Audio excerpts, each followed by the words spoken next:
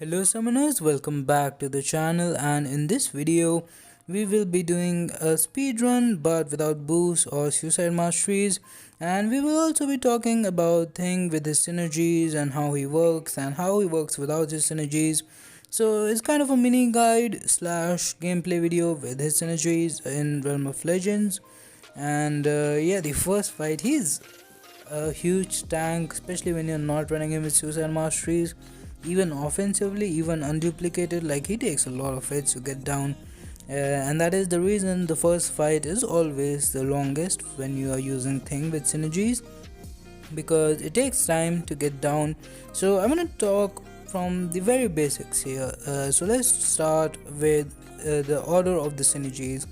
So you need to put in, so while you are selecting the team while you're in the page, he is the only character that I know at least who requires the synergies to be placed in a certain order for them to work. So first of all, you wanna place Thing himself, then you wanna go for the champion, and then you have a choice. You can either use Angela and Hela, or you can go for Mr. Fantastic. Now Angela and Hela synergy is more reliable in my opinion. It is better.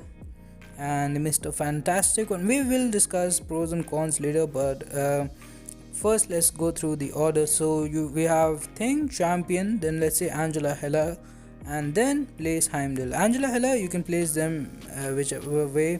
The order does not matter between the two.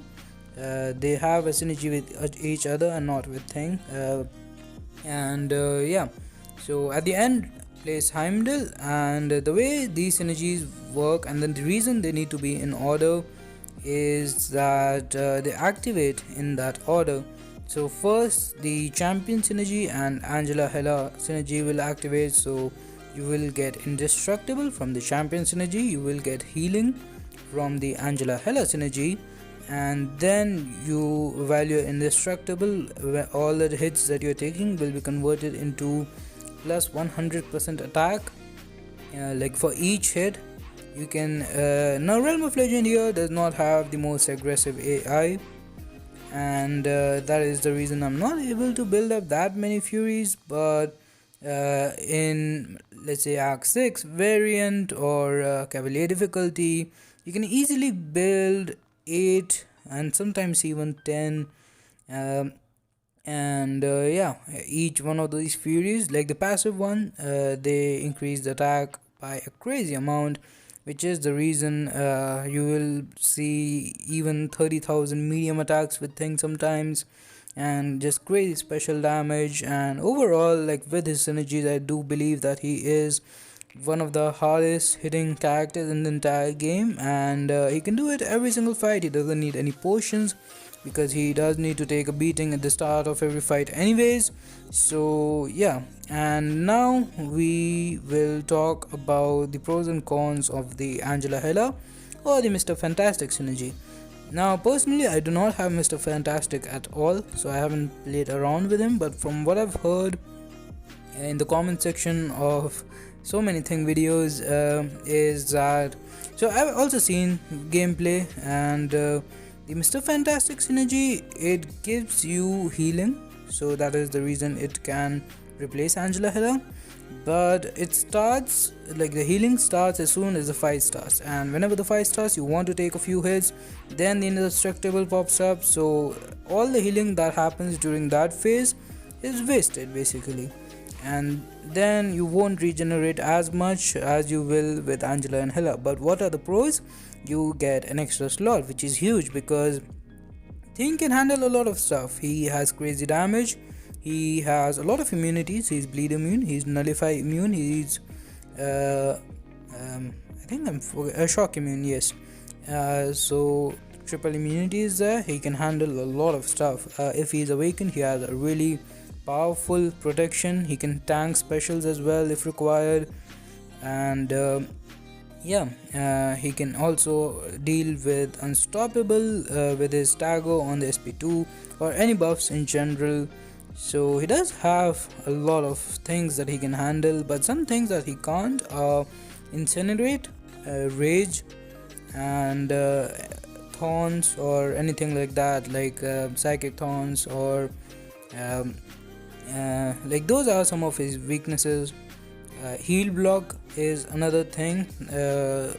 Although with Mr. Fantastic synergy, I think the healing there is passive and not a buff, so even with heal block he does gain the regeneration there. Don't quote me on that, not sure. But yeah, so he can take care of a lot of stuff, but in some quests you will have some fights where he would not be the best option. So he's also not great against fight. Like he's alright when you can't gain power, but ideally you do want to get power as well.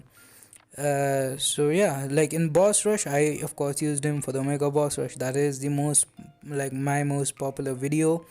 And yeah, there are a lot of fights where he's not the best counter, like Sunspot, there was Mr. Fantastic and an invisible woman with heal block. They were really annoying. And even like Human Torch, Elsa Bloodstone, because you have to get hit in the start, you will get incinerates on yourself, which is usually not, like, you don't need, generally speaking, if you're fighting Elsa Bloodstone, you don't need an incinerate immune character, but when you're fighting with synergies, you kind of do. So those are the reasons why that extra slot is so important.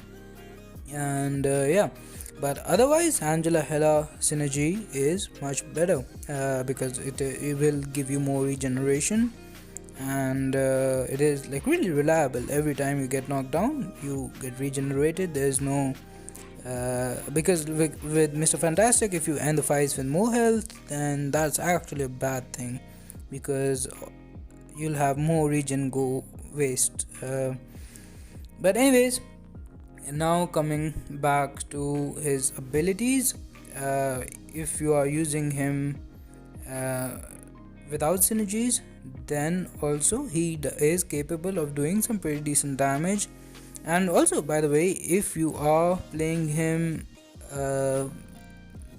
like if your purpose is not to clear the content as fast as possible, then I would recommend using like some parries to build rock stacks at the start, because then when you're getting hit, as soon as your indestructible runs out, you can, like, you'll be unstoppable when the opponent hits you, and you can just dash back, block, parry, and go for that. But otherwise, like, you may take a few extra hits, which is not the worst. It's not a big deal, because again, health doesn't matter with thing in the next fight. As long as you're alive, it's good. It's even better sometimes to end the fights at like 1% or something. And especially with the 6-star thing, it's like a 5-star thing and a 6-star thing. I would definitely prefer 6-star one. The reason is adrenaline is great with this character. He's of course a high damage output character. In one medium attack, like, he can gain a lot of health, and there are situations where adrenaline has saved me in the boss rushes and stuff like that whenever I jump into new content with him. Here, Realm of Legend, the fact that he can do everything here, I mean, it's not a big deal. It is 2020. Realm of Legend is kind of outdated. It's just basically for testing at this point, and also potion farming. But still, not a lot of characters can do the whole thing by themselves. Some of them will have problem against the Wolverine. Some can have problems with the Scarlet Witch, with the poison. So it is still pretty impressive. And he can of course be really good with suicide masteries. Recoil is a little annoying with him, because you are not playing with that much health anyways. Also, like, the final Heimdall synergy can allow you to tank special 3s and stuff. It's not required. You can just take out the Heimdall, and still like in this video I don't think the Heimdall synergy made a difference, but it is another backup. Like, you can go down another time and still be fine for a while, and because of how much damage he's doing, in most situations, like, you can just finish the fight even at 1% and be fine with it. And again, you don't need health potions, so you don't lose anything. Like, I've had variant fights where like, the opponent is at 20-30%. I just purposefully push the opponent to SP3, take the SP3, get indestructible, and it's fine. By the time, like, I remember Yellow Jacket, I think that's variant 2, right? So Yellow Jacket boss, he had power sting on me also after the SP3. It didn't matter, the fight was over in like 2 seconds after the SP3. If you reach his SP3, you also get the unblockable. For most damage, the best way is definitely the SP2. It also, the stagger there also is pretty nice. But SP3, after that, you will be unblockable and unstoppable for a while, which is pretty cool. Unblockable is always helpful. It's not a, like, after playing Nick Fury and having unblockable for the entire fight, it's obviously not that great, but it's still pretty nice to have, and can be useful in situations like fighting Iron Man Infinity War or other auto block characters. Now, another thing with him is that what happens if you use his synergies in the wrong way, because they still work but not how you want them to. So let's say you placed Heimdal first, and then Angela Hela, and then you place the champion. So you will get indestructible, but you will not get any furies while you're getting hit. So it's kind of wasted, because you'll get the healing as well. Then you will have to go down to 1% again, get the indestructible from the champion synergy, this time with no healing, and you will build up furies. But after that, like, you have to be a god at intercepting and just not take any hits. So you kind of waste both Angela Hela's synergy and the Heimdall synergy, so it's not worth it. Definitely place them in the right order. And a few questions that I also got, the order of another thing. You need to kill everyone except Thing. That's how you get the healing, and the order of killing these characters does not matter. You can just kill them anyways. Just make sure to not kill Thing. It has happened to me a few times now, that I was paying attention somewhere else, just killing the 4 characters, and by mistake I just killed my Thing, which is not that big of a deal, because usually you can just you have to do that at the first fight of the quest, so you can just restart and be fine with that. If you're not again going for the highest time, then you can also use those 4 characters. Like Angela Hela can do some decent damage. Even Champion and Heimdall are not the worst characters in the game, so like, throw them in, take whatever damage you're getting. But usually, because how much damage Thing does after being built up, and his build up does not require much time either, so he's a really good character if you're not that skilled. You don't need to be good at this game to play Thing nicely and get the hardest stuff done with him. It doesn't take much because of how hard this character hits, and he's pretty cost effective as well, in the sense that you just need one L1 revive and you're good to go, because not caring about health is a relief. Otherwise, like, I've seen, personally I've messed up so many times because I wanted to end the fight at a full yellow bar. So let's say I have weakness on me, I want to heal to full 100%, and while I'm doing that I mess up somehow and get wrecked. So with Thing, it doesn't matter, you come out of the fight and you're good to go. Even if you don't, it's not like you lose something. You don't lose any charges, or you don't have to build him up again. He will use one revive and he is just as good. So yeah, that is basically it. I think I've answered everything here. So overall, of course, he is one of my favorite characters to use. I wouldn't say he's my favorite character in the game, but whenever new content comes up and I can use him with his synergies, I usually do, because of how quickly and effortlessly he finishes these quests. Now we just have 2 final fights, and again, as I was saying before, he synergizes really well with suicide masteries, but you will have to be careful about the recoil.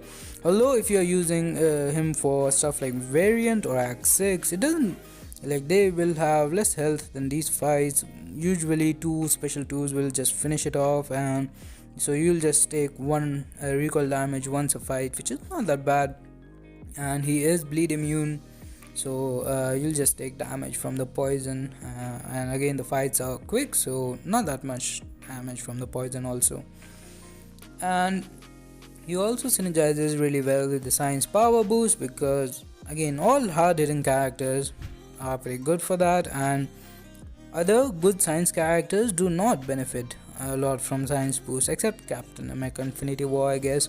But like Void, he doesn't have hard hitting special attacks. Quake doesn't have hard hitting, you don't even want to use special attacks with Quake. And who else is a good science character?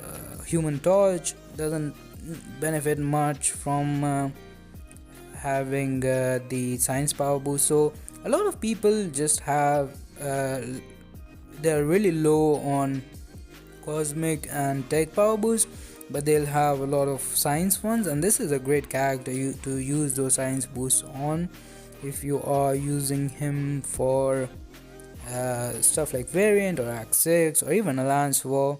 He's also pretty decent without his synergies.